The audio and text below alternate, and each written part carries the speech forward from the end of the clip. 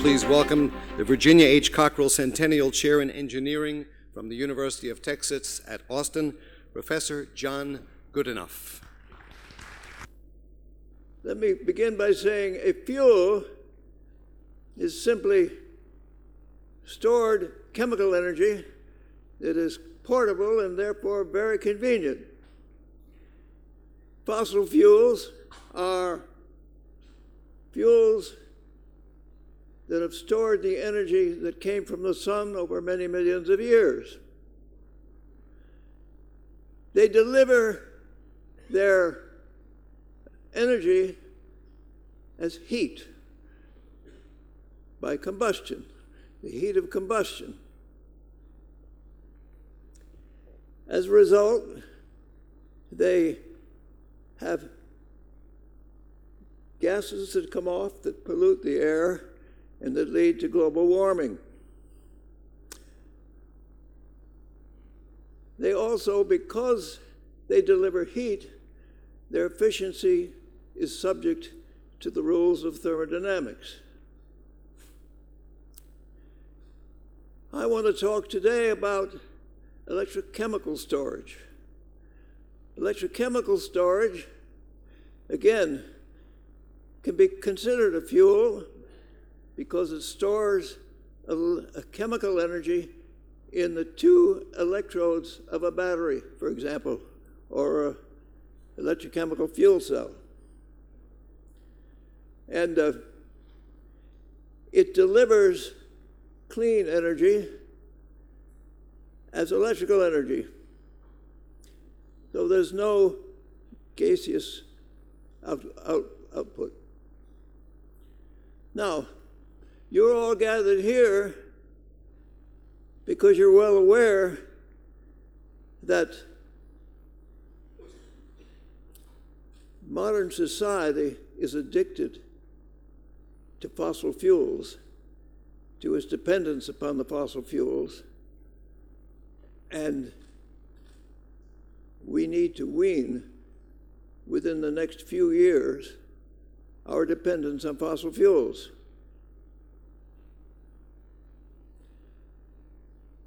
What we want to do is to use the energy from the sun,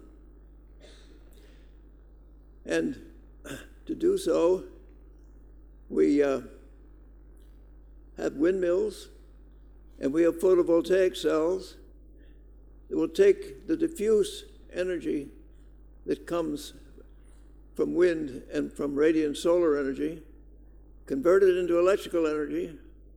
The electrical energy can be harnessed and transported and ready for use. The only problem is that the wind and the solar energy are variable on very different time scales than the time scales of demand. So we need to find a way to store the electrical energy. Now, one can store the electrical energy in fuel cells by making a fuel. Is that going to work? Thank you. Well, I think we've more or less got through the first slide. We've got through the second slide. This is only reminding you of the hidden costs of fossil fuels, because one of the problems we have is a big difference between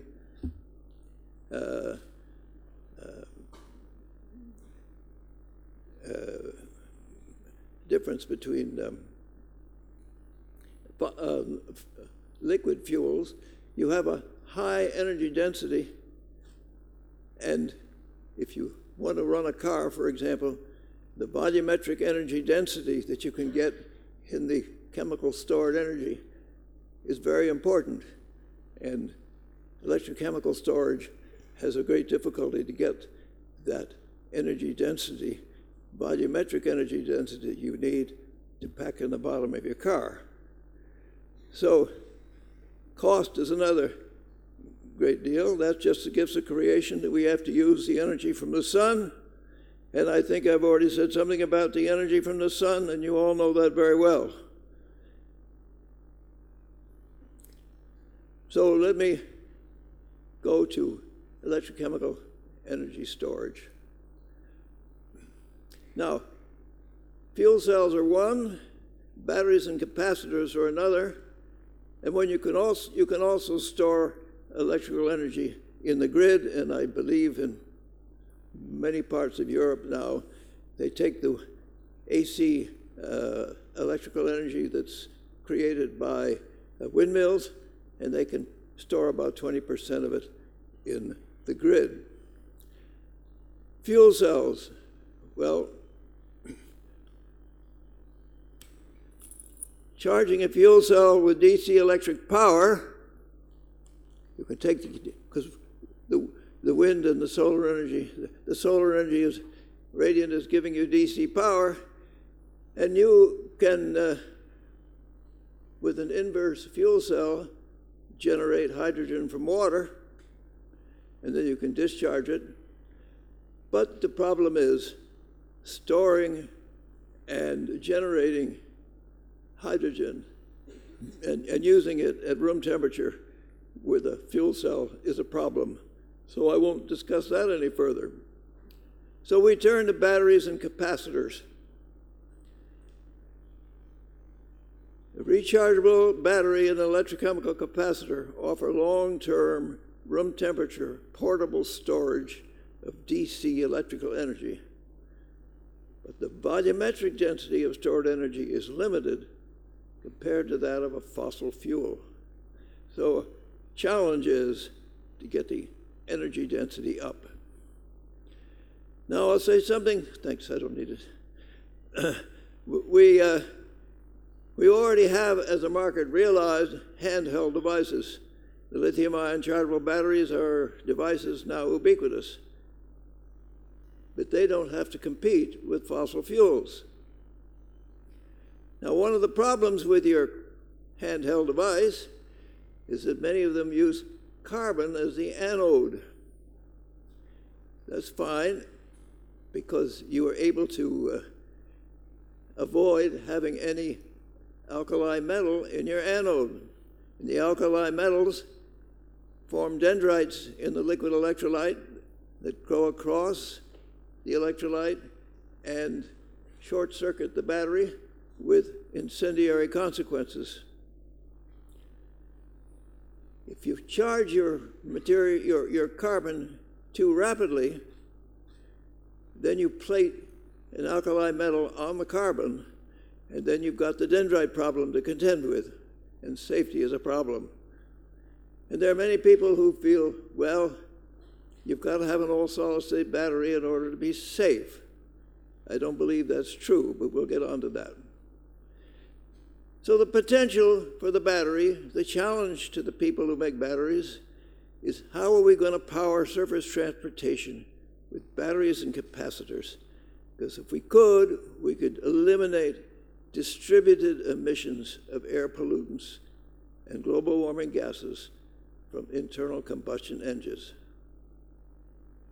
Now, if we are successful, the magnitude of the potential electric vehicle market is so huge that it really invites development of a low-cost sodium-ion battery, because sodium is ubiquitous, is available to all peoples, whereas lithium is, again, we don't want wars and struggles against who's going to have the deposits of lithium.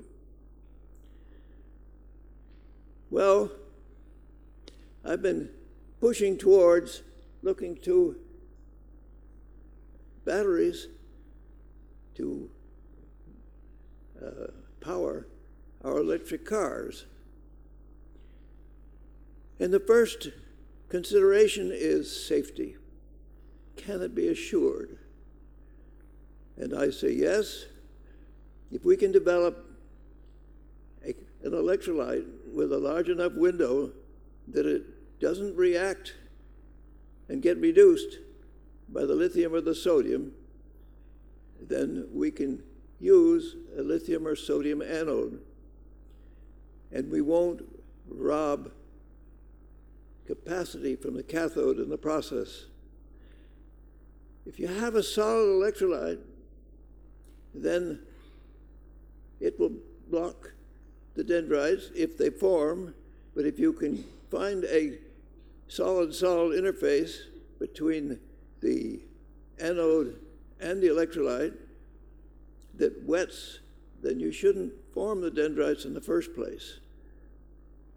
And I believe that you're going to have difficulty to make an all-solid-state battery with enough capacity because of the problem with the cathode.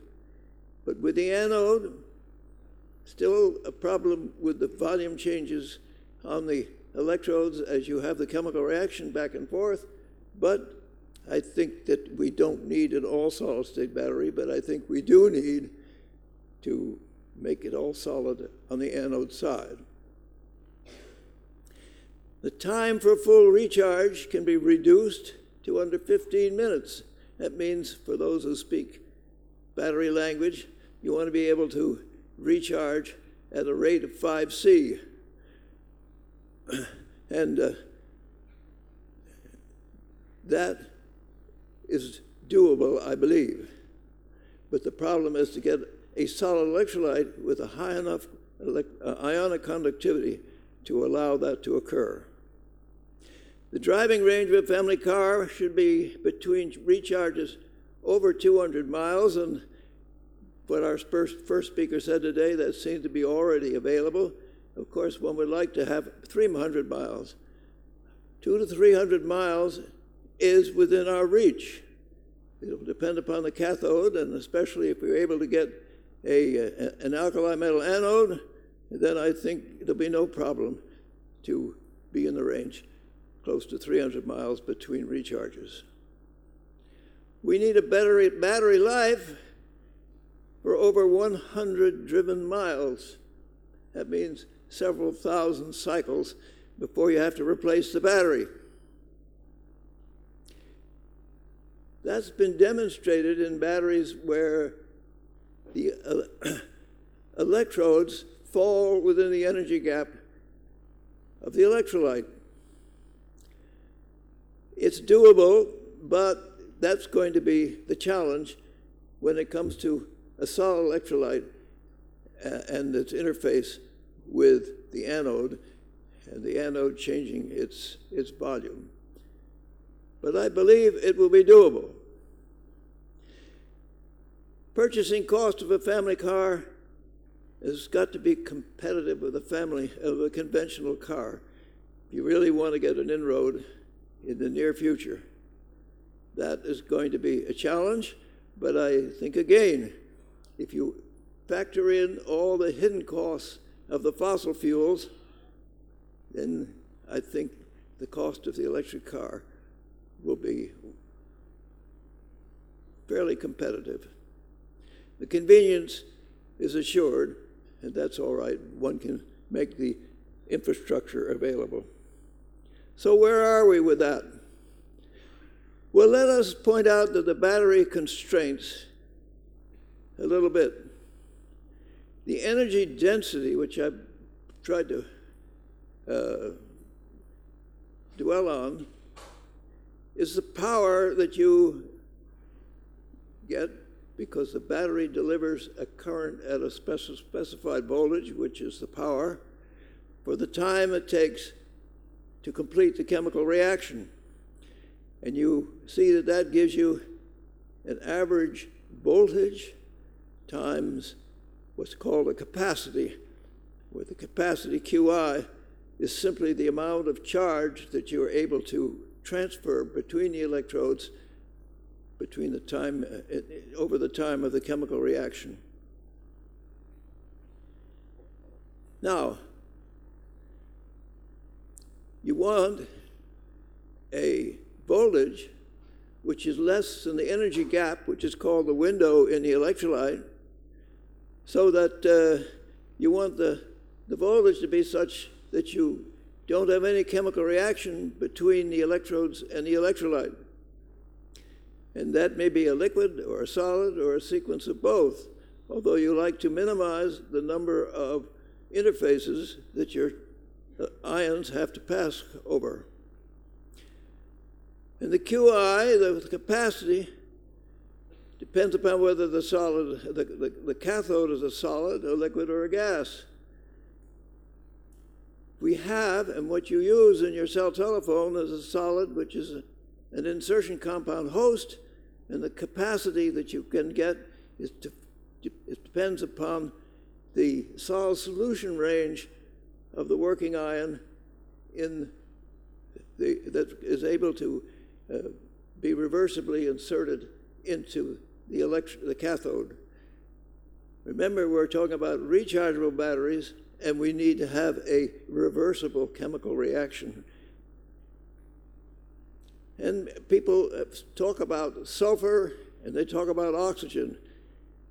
Sulfur battery, I believe, will be doable, but it has a relatively low voltage, and it won't work unless you do two things.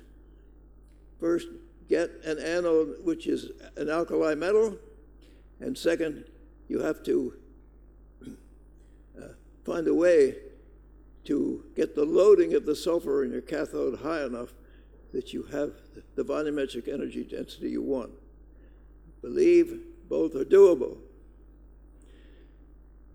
For a stationary battery, you may want to have a flow-through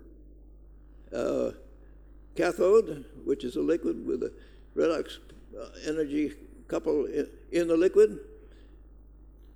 And that is quite doable with a solid electrolyte. So yes, with air, I think you need to have an aqueous electrolyte to get the catalytic reactions you need at the cathode. And therefore, I'm going to restrict my remarks where I have a solid electrolyte that is stable, not in water, but in the organic electrolyte, but we'll keep the organic liquid only on the cathode side. The solid electrolyte will be contacting the anode. So that's the status, and I think we better get on and say a little story. You see, you always have to be open for an idea to come to you from some unexpected quarter. And there was a little lady, or grown-up lady, who from Portugal, and she was brought to my office, and she said, "You see, I've been looking at this antiperovskite material that they've been trying to develop as an electrolyte in the crystalline phase, and I add a little water." And she said, "You see, I'm a cook, and I know just how much water to put in my dough to make a good crust." And she said, "You see, I've put in some water and a trace of barium hydroxide, and indeed I've turned the crystalline material into a glass." And now she says, "You see, I've got marvelous dielectric constant, and I got marvelous lithium and sodium ion conductivity." And all my people shook their heads and says, "What in the world are you doing with water anywhere near an alkali metal anode? And you know that lithium and sodium will attack water like crazy." Well, I said, "Can you convince me that your material is dry?" And she did do some experiments in my lab, and I said, "Fine, I think you're onto something," and I had to think, what is really going on? Well, she's solvating water in a solid. That's a new concept for me. I'm not basically a chemist. I was trained as a physicist. But she dissolves the water in the solid, which means that when you put the water in, there's something about the chemistry of that solid that the H plus ions get separated from the OH minus ions. And then I said, "Yeah, but you got to get rid of the H plus somehow. Those are protons. And she said, yes, you're right. I said, you must be evolving a gas, HCl. She said, yes, you're right. When I cook it, it smells like a swimming pool. So, all right, HCl is off. Then I thought, well, but what about the OHs?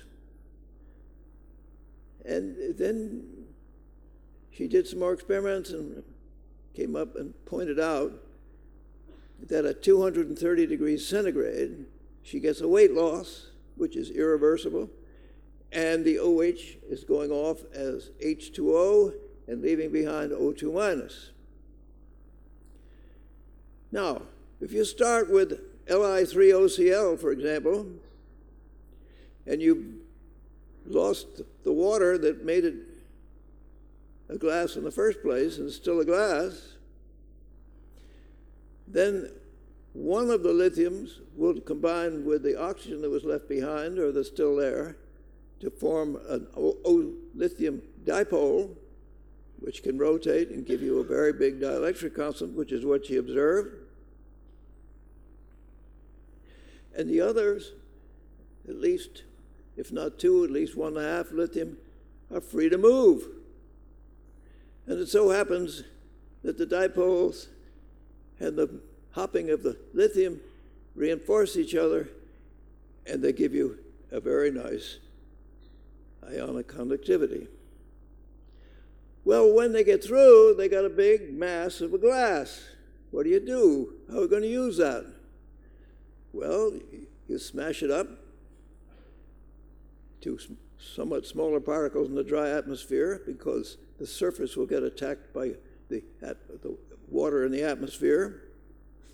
And you grind it under ethanol. And when you grind it under ethanol to keep the water away, you make it into a paste. And then you can doctor blade the paste over a large area in a very simple, low-cost manner. In fact, you can even change the shape a bit while it's still wet. And then you seal it in epoxy, but the epoxy is still in a wet state. So when you heat to about 130 degrees, the ethanol comes up through that epoxy, which stays warm as it consolidates because it's an exothermic process in forming the epoxy. And so here you have a material, and now we plot a Arrhenius plot of the conductivity of the lithium or the sodium, depending upon which one you started with. Its activation energy for mobility is only about 0.06 electron volts, less than 1/10 of an electron volt. And that means that you can go down to a low enough temperature and it will still have a sufficient mobility for you to drive in Canada in the wintertime. And you also see there's an extraordinary dielectric constant as well, which means it has potential for capacitors. Well, I'll just show a last slide. I see they're restless down there, want to get rid of me. And last week, I said, make me a battery for goodness sake. So they took lithium metal, because you can now start with a lithium metal anode and do a charged battery rather than a discharged battery when you put it together. And they cycled it once. That's all the time they had. It's clear we still have to make sure that we can get 3,000 or 4,000 cycles of this. If we've developed some polymer electrolytes that are stable against lithium and metal, and they're not quite as good conductors, but you can make them extremely thin as an interface. And all we need to do is to get something which is a little flexible like that, which the lithium or the sodium will wet. And if it wets the surface, it won't form the the dendrites in the first place. So my feeling is that in a reasonably short amount of time, we should be able to increase the energy density and no, I didn't want that. And provide a battery which can power a family electric car that will be competitive with the internal combustion engine. Thank you very much.